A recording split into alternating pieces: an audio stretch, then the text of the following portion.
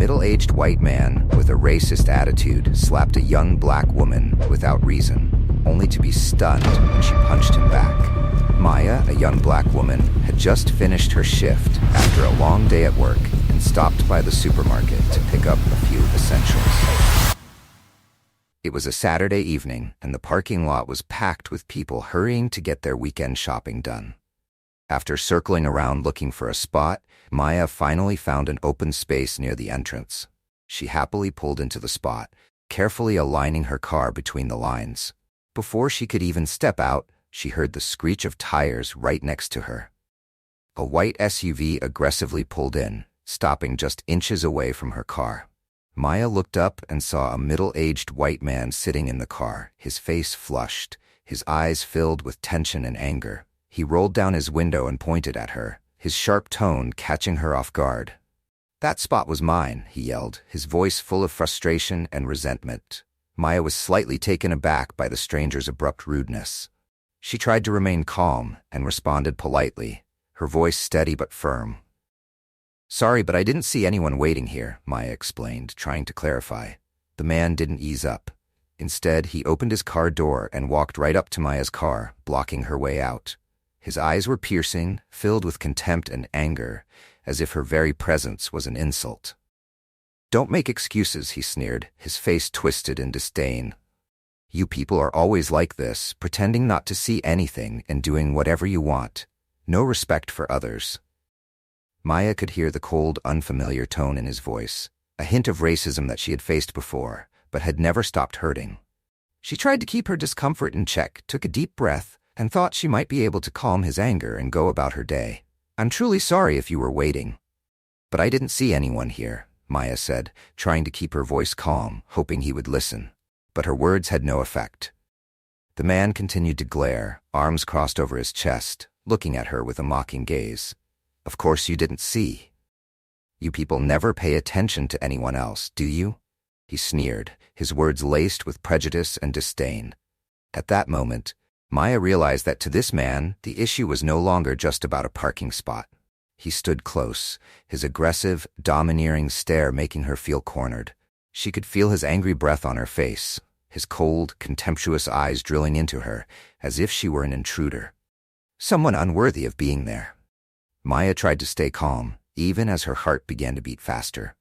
She had often encountered situations where strangers treated her as though she didn't belong in places they considered theirs. She knew what would happen if she let her anger take over, so she restrained herself, breathing deeply to maintain control. "Come on, I don't want any trouble. We're just talking about a parking space here," Maya said, keeping her voice steady even though she felt shaken inside. But the man only grew angrier, as if each of her calm words made him even more furious. He stepped closer, eyes full of challenge and contempt, finger jabbing toward her chest as if trying to intimidate her. Without a hint of restraint, he shouted, "Who do you think you are to speak to me like that?" His voice was full of menace. "I'm sick and tired of your kind's arrogance.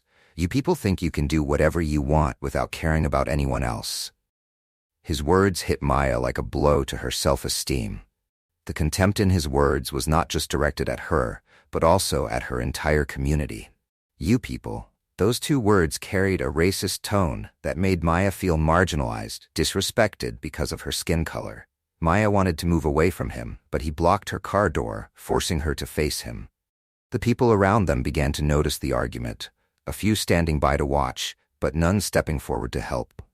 Maya looked around, feeling trapped under the gazes of the crowd and the intimidation of the man before her. She kept her voice composed, though turmoil brewed inside. "I'm really sorry if you've been waiting." "But I didn't see any car waiting here," Maya said, hoping that another explanation might diffuse the tension. But her words didn't calm him down. Instead, he grew even more furious. His angry eyes burned with rage, and he spat out each word with a tone of sarcasm and hatred. "Of course you didn't see. You people never pay attention to others, do you?" At that moment, Maya realized that trying to explain was pointless. This man wasn't looking for an apology or an explanation. He just wanted to assert his power and make her feel small. Although her heart was racing in her chest, Maya told herself to stay calm and maintain the small distance left between them. She was about to turn and walk away to avoid unnecessary conflict, but just as she turned, a hard slap from the man struck her like lightning. The sudden, violent slap whipped her head to the side. Her cheek stung, and the pain from the blow seared through her face. Dazed, she stood still for a few moments, trying to regain her balance. The man took a step back, looking at her with a smug expression, as if he had just performed an act of justice. He smirked, his eyes gleaming with open contempt. To him, she was just an inferior person who deserved a lesson. But for Maya, that slap was not only physically painful, but also deeply hurtful to her pride. She no longer felt fear. She felt nothing but insulted and angry. Without thinking further, Maya raised her hand and slapped him back. Not as hard, but enough to show him she wouldn't take it lying down. Her action was a warning, a response that made it clear she would not quietly endure this undeserved humiliation. Her slap was not meant for revenge, but was a natural reaction to having her pride trampled upon. The man was stunned, his eyes wide with surprise mixed with anger. He looked at her with horror, as if he couldn't believe she had dared to fight back. The crowd began to murmur, eyes fixed on the two of them, some pulling out their phones to record the scene. He took a step back, his hand on his cheek where she had slapped him, his face paling, his voice seething with rage. "How dare you hit me? Who do you think you are?" Maya stood there, her hand clenched to keep herself calm, even though she was boiling inside. The man in front of her continued to curse, hurling harsh words at her. She could feel the malice in his eyes, the disdain in every word he said. In that moment, Maya knew she had to leave. She didn't want the confrontation to escalate, but inside, she was still reeling from the man's senseless hostility.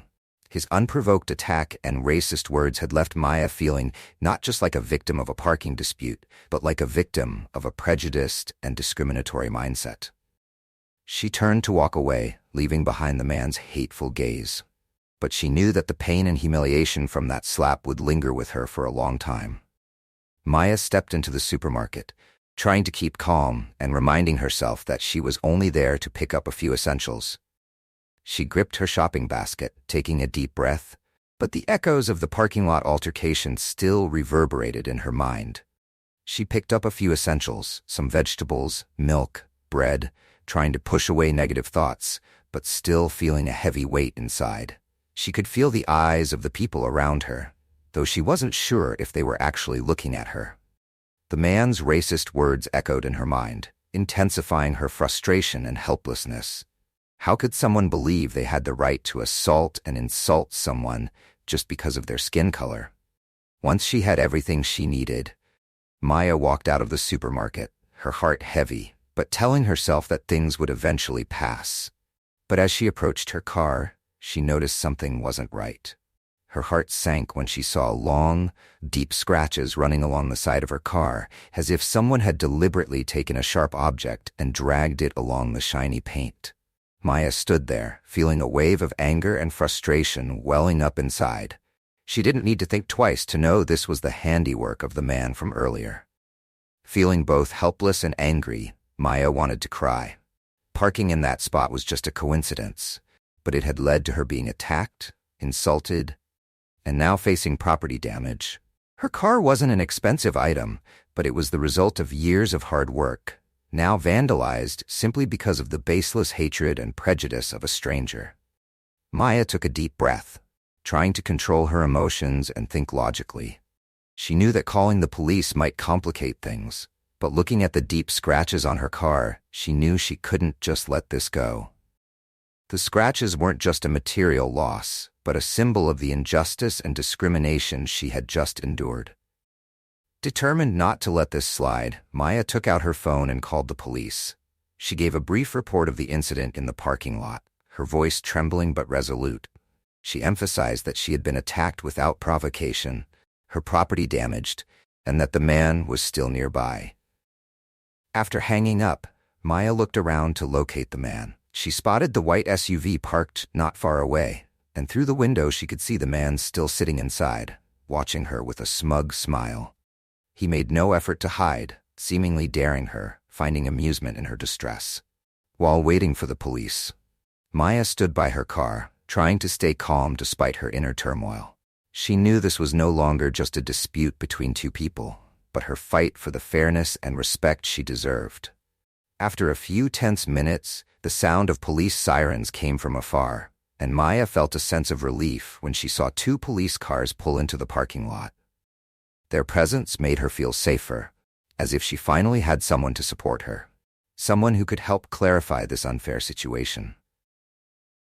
As the officers stepped out of their cars, Maya quickly approached them and began to recount everything. Her voice was still shaky from the emotions, but she carefully described the details from the moment the middle-aged man aggressively approached her to the moment she discovered the scratches on her car. She SUV where he still sat, seemingly indifferent to what he had caused. One officer listened to Maya intently, taking notes on every detail, while the other officer approached the man to talk to him. Maya watched their every move, feeling a mixture of hope and worry. Although she was trying to stay calm, she couldn't help but think about the possibility that he might twist the story, blaming her as he had done from the start. She knew that in situations like these, prejudice could sometimes obscure the truth. When the police officer approached the man, he immediately changed his attitude, raising his voice in complaint, pretending to be the victim who had been attacked without reason by a young woman. He repeated that Maya was the aggressor, that he had only reacted in self-defense, trying to turn the story into one where he was the one protecting himself. His blatant lies shocked and angered Maya, but she tried to stay quiet, letting the police make their own judgment. The officer returned and asked Maya a few more questions about the argument, and the moment he slapped her, Maya recounted everything clearly, explaining each event and carefully emphasizing that she had tried to walk away, but he wouldn't leave her alone. She described his slap and how she had only slapped back lightly to defend herself. The officer nodded, looked over at Maya's car, examining the scratches that marked the vehicle's body, a piece of undeniable evidence of the intentional damage he had caused. The presence of these scratches was the most persuasive proof of Maya's story, a part of the truth he could not hide no matter how much he lied. Maya silently watched as the officer returned and exchanged a few words with his colleague. They lowered their voices, exchanged quick words, occasionally glancing at the man standing by his SUV. Finally, they walked up to him, and one of the officers gestured for him to turn around. Maya's anxiety began to lessen as she saw the police handcuff the man and lead him toward their car. The man yelled in protest, shouting at Maya with venomous words, insisting she would pay for this, that she couldn't get away with treating him this way. But the officers ignored him. They put him in the back seat, ignoring his shouts, and closed the door. His voice was muffled, but his hateful gaze still glared through the car window, making Maya feel a wave of anger and unease rise once again. Maya stood still, feeling both relief and exhaustion. She knew this wasn't over yet. He would likely continue to place the blame, twisting the story in his favor during the investigation. But for now, she felt that justice was finally on her side. An officer approached her, his voice reassuring, "We have enough evidence to continue with the case. Would you like to file a formal complaint to set things straight?" Maya nodded firmly. "Yes, I want to follow through. He can't get away with this." She watched the police car as it drove away, taking the man out of the parking lot. Though she felt a sense of relief, a quiet pain lingered. Maya knew the road ahead would not be easy, and many challenges awaited her. This time she would not back down. After the police car carrying, the man disappeared from the parking lot. Maya was invited to the police station to officially provide information and report the incident. Sitting in a small room, she felt as though everything was engulfed in tense silence, as if her peaceful life had been disrupted by the deep-seated prejudices she had always hoped to avoid. While she tried to remind herself that she had done the right thing, Maya couldn't help but worry. An officer sat across from Maya, one who had witnessed the final moments of the confrontation in the parking lot. He handed her a sheet of paper and a pen, asking her to write down the entire incident. Maya took a deep breath, trying to recall every detail, every word and action, especially the moment when the man, Mr. Smith, assaulted and insulted her. She wanted everything to be recorded accurately, leaving nothing out that could be twisted or overlooked. As Maya wrote, the memories of what had happened replayed in her mind, each detail reminding her of the injustice and hostility she had endured. Every word she wrote was a clear testament to the unfairness and hatred she had faced. Maya knew that from the moment he slapped her, he would try everything to turn her into the aggressor and present himself as a victim. She even feared that prejudice and bias might distort the truth, but she was determined to bring the truth to light. When Maya finished her statement, the officer read it carefully, occasionally looking up to clarify a few details with her. He wanted to ensure every point was clear, as he knew the man would try every way to twist the facts. Maya recounted each event calmly, from his aggressive approach to her car, to his offensive words, the slap, and the scratches on her car. After hearing the entire story, the officer sat a bit closer, looking at her with empathy. He understood that this wasn't simply a dispute over a parking spot, but an issue of dignity, of the right to fair treatment, and of a conflict that no one should have to endure. As their conversation continued, another officer entered with a serious expression. He informed them that Mr. Smith had denied Maya's entire story, even claiming that she was the one who attacked him first. The man insisted that he had only defended himself against her rudeness, and claimed she had slapped him first. He was trying to construct a narrative completely contrary to the truth, casting himself as the victim. Upon hearing this, Maya couldn't help but feel a surge of anger and frustration. How could someone create such a false story after everything he had done? However, she quickly regained her composure. She understood that facing these lies was part of the long battle she was stepping into. With a calm but determined voice, she responded, "No, he was the one who attacked me first," Maya said, her eyes full of resolve. "I only defended myself when he crossed every boundary. Not just with his actions, but also with his words. This isn't just about a parking spot. It's about the way he saw me as someone beneath him, simply because he wanted to." The officer nodded, looking at Maya with a serious expression.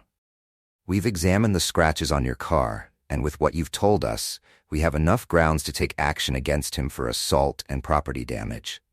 However, to strengthen the evidence, we'll need to determine if there were any witnesses nearby. Do you remember if anyone saw what happened?" Maya tried to recall, picturing the people present in the parking lot at the time. She remembered a few people stopping to watch, but no one intervened. "I'm not sure if anyone recorded it," she said softly, "but there might be security cameras in the parking lot. If we can access them, I think there will be clear evidence." Hearing this, the officer agreed and mentioned that they would contact the supermarket management to check the security footage. "This might take a little time," he said, "but if there's evidence, it will be very useful to ensure the truth is revealed." The certainty in his voice brought Maya a sense of relief, though worry still lingered in her heart. She understood that, with or without evidence, Mr. Smith might still try to twist the story. His blatant lies were proof of that, but Maya reminded herself she couldn't give up. This was her chance to stand up for herself and prove the truth, and she would do everything she could to hold her ground. Before leaving the police station, the officer handed Maya a copy of her statement. He also mentioned that she might need to return to provide additional information or identify witnesses if needed. As she stepped out of the police station, Maya felt the air outside a bit more open, though the trauma and resentment from the confrontation still weighed heavily in her heart. Even though everything wasn't fully resolved, Maya promised herself she would see it through to the end. This was no longer just about protecting herself in a disagreement, but about reclaiming justice for herself and for others like her. This time, she wouldn't let prejudice and injustice force her to remain silent this time.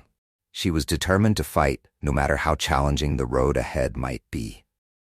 A few days later, Maya received a call from the police informing her they had gathered enough evidence to officially arrest Mr. Smith. The key piece of evidence was the security footage from the parking lot, capturing everything clearly from the moment he approached her car aggressively to his verbal abuse, and, most notably, the moment he slapped Maya without any justifiable reason. The video also showed Maya standing calmly, trying not to engage, making it evident that she only slapped him back in self-defense. Upon hearing this from the police, Maya felt a wave of relief mixed with gratitude. The truth had been captured, and this time she no longer had to endure the lies alone. Yet a lingering sense of worry stayed with her. She knew this was just the beginning, and Mr. Smith would likely try to fight back, painting himself as the victim, just as he had before. But this time, she would see it through to the end. And the next morning, Maya was asked to come to the police station to complete the legal procedures. She walked into the reception area where officers had prepared documents for the case. One officer who had been assisting her since the start approached her, explaining the next steps in detail. He also informed her that Mr. Smith would be taken into custody that day to formally confront the charges of assault and property damage. Not long after, Maya was invited to sit in a small meeting room to wait. As the minutes ticked by, her emotions were a mix of anxiety and determination. She reminded herself she was strong enough to face whatever challenges lay ahead. She had endured the shock, the unjust humiliation, and now she was going to defend her honor to the end. A few minutes later, Mr. Smith was escorted into the room by officers, his hands cuffed. Seeing him, Maya noticed that his eyes were still full of contempt and hostility. Despite his vulnerable position, he looked at her with defiance, his cold gaze blaming her entirely. As soon as he saw her, he began shouting, hurling insults. "You set me up, you liar!" Mr. Smith yelled, his face red and his eyes glaring. "You'll pay for this. Who do you think you are to do this to me?" Maya looked at him, calm and steady, unaffected by his hateful words.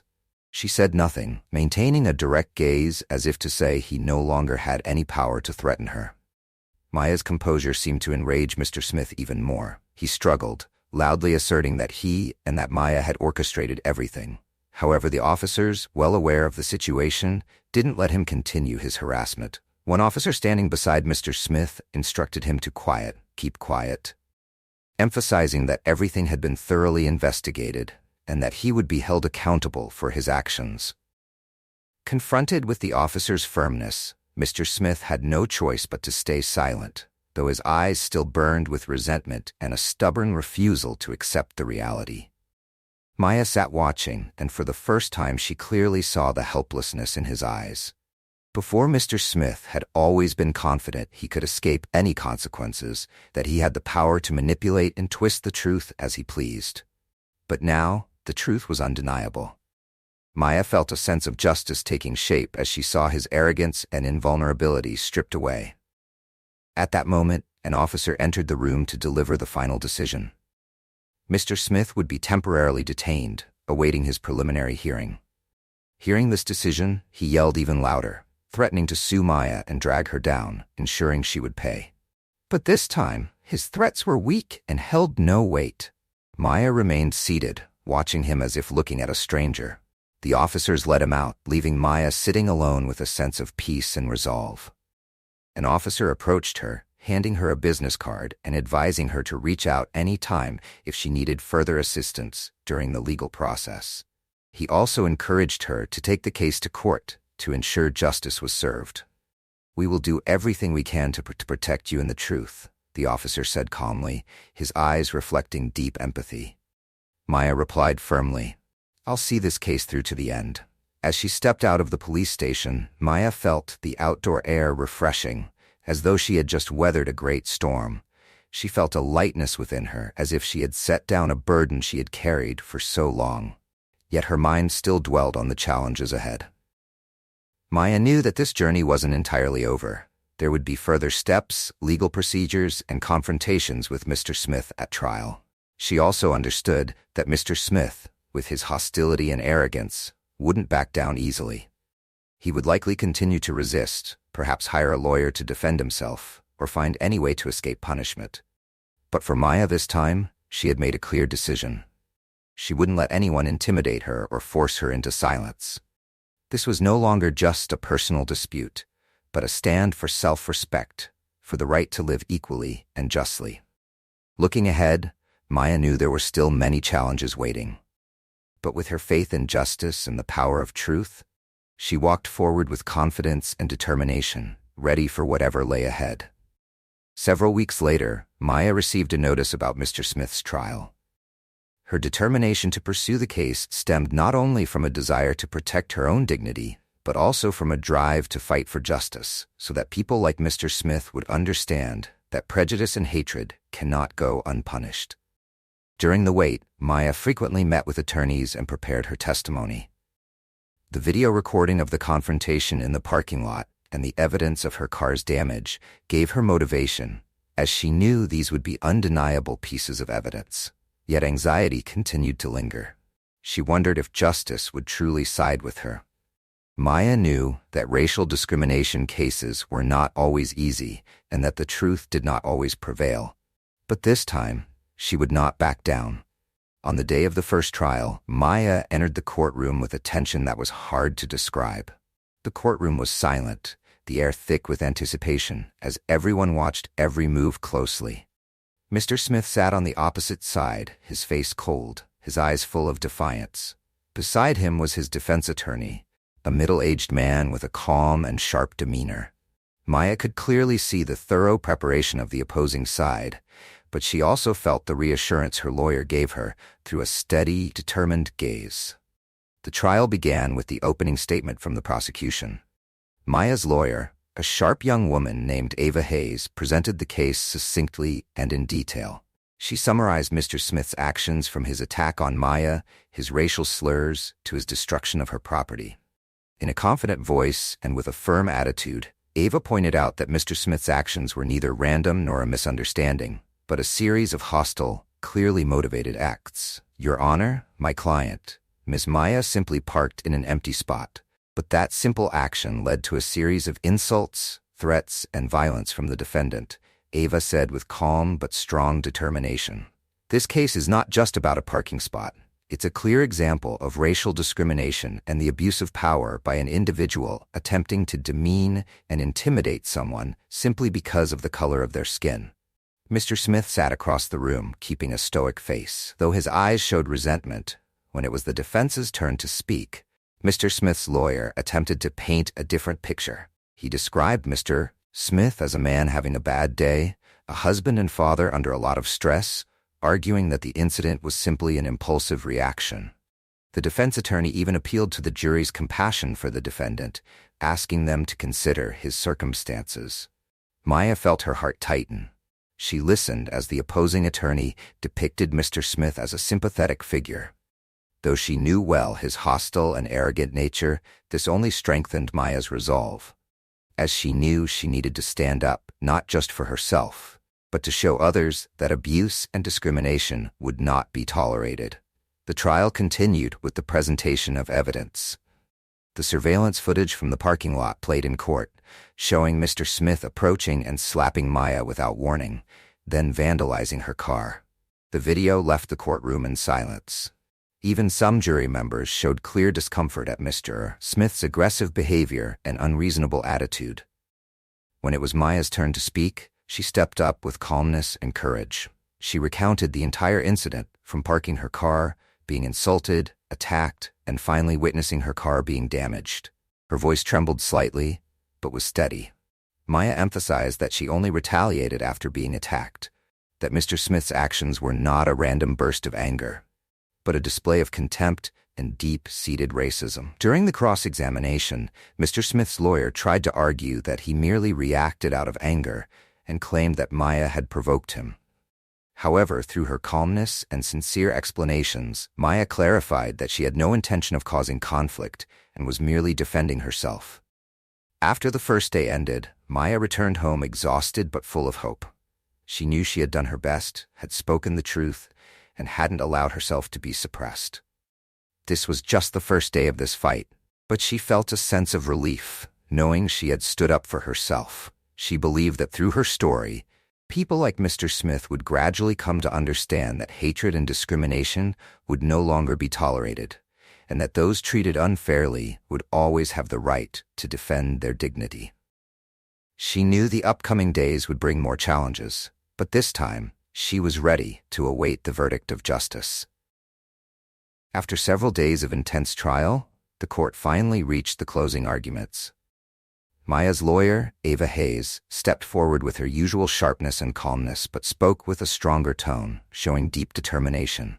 She laid out each point clearly, emphasizing Mr. Smith's violent actions and his discriminatory attitude, reminding everyone that this was not just a trivial argument, but evidence of abuse and disrespect toward another human being. We are discussing an act that is simply unacceptable. Fueled by hatred and arrogance, Ava told the jury, Mr. Smith not only attacked my client physically, but also her dignity, her right to live equally. This is something we cannot allow in a fair and equal society. The defense attorney continued to appeal for compassion from the jury, arguing that Mr. Smith was under pressure and acted on impulse in that situation. The lawyer even suggested that Maya's slap should also be considered an act of aggression. Hearing these arguments, Maya felt a mix of anger and frustration. Though she had explained clearly that her action was solely in self-defense, Mr. Cookward, Smith still tried to spin the story in his favor, portraying himself as the victim. Finally, the jury left the room to deliberate and reach a verdict. Maya sat quietly in the courtroom, her mind swirling with emotions.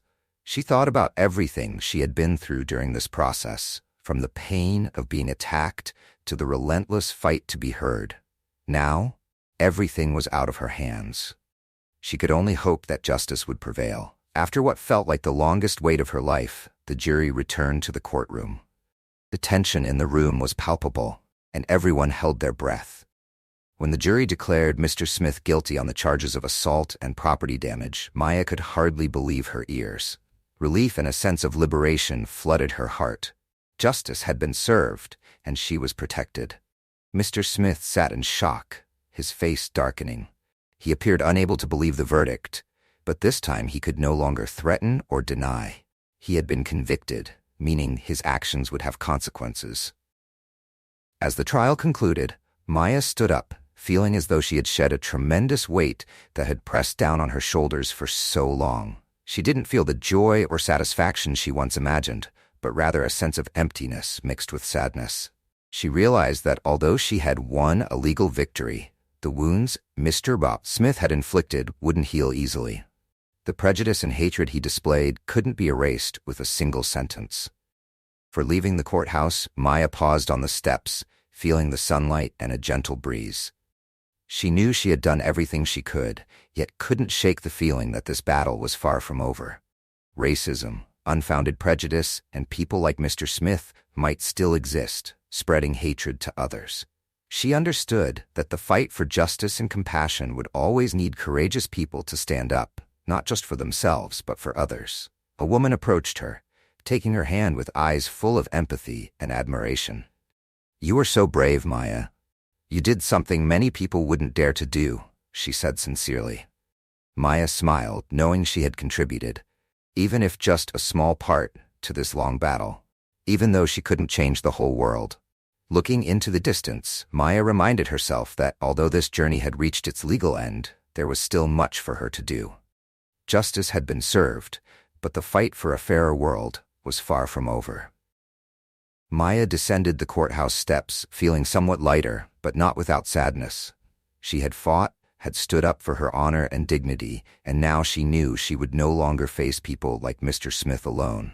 However, Maya also understood that this was just one of countless battles to overcome to bring real change to society. When she reached her car, Maya paused, her gaze drifting skyward. Memories of that day, the physical pain and the emotional trauma still lingered vividly in her mind. Though her car had been repaired, the scratches on her pride were wounds that wouldn't easily heal.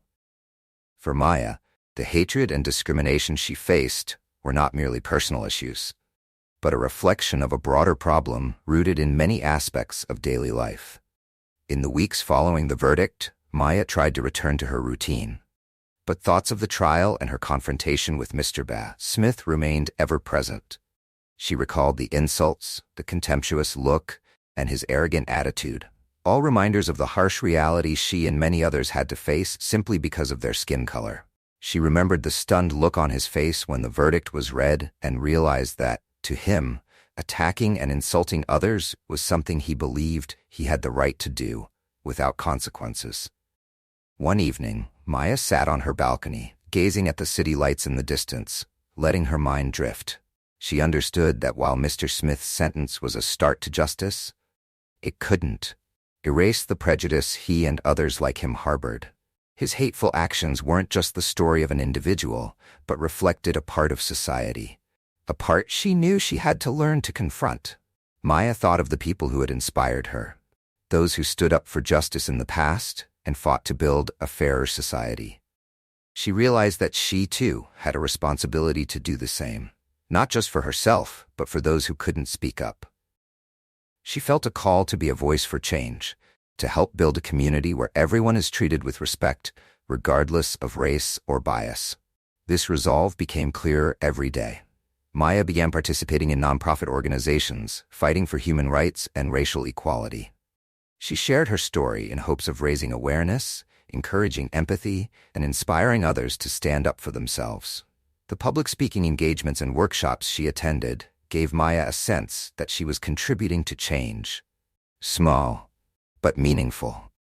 One morning, after stepping out of a workshop, Maya noticed a young woman approaching her, taking her hand and saying, "Thank you for bravely sharing your story. It helped me realize I'm not alone." The woman's words were a tremendous encouragement, reminding Maya that what she was doing made an impact, giving her the motivation to continue her journey. As rearview mirror, Maya smiled. The woman in the mirror was no longer someone who felt weak or helpless in the face of discrimination and hatred. She was someone strong who had fought to regain her dignity for herself and others like her. The scars remained, but now they were the fuel for her continued fight to build a fairer world. Maya started her car, leaving the parking lot and blending into the bustling traffic. She knew that there were still battles ahead, but now she was ready to face them all, with determination and faith in her own worth. And so, this is the story of Maya, a journey filled with hardship, but also with the courage and determination to fight for justice and self-respect. Maya's story is a powerful reminder that even when faced with hatred, prejudice, or injustice, each of us has the right and the strength to stand up for ourselves. No one has the right to demean you simply because you are different. And sometimes one person's brave actions can inspire many others to speak up for themselves. Through this story, we hope that you will find the motivation to always persist and remain strong in any situation, knowing that justice, though it may be delayed, will always prevail. If we are patient and determined, let's build a fair and compassionate world together, where everyone is treated with respect. If you found this story meaningful and want to continue receiving similar content, please hit subscribe to follow the channel, and don't forget to ring the bell to never miss any of our future videos. Thank you for watching and supporting us.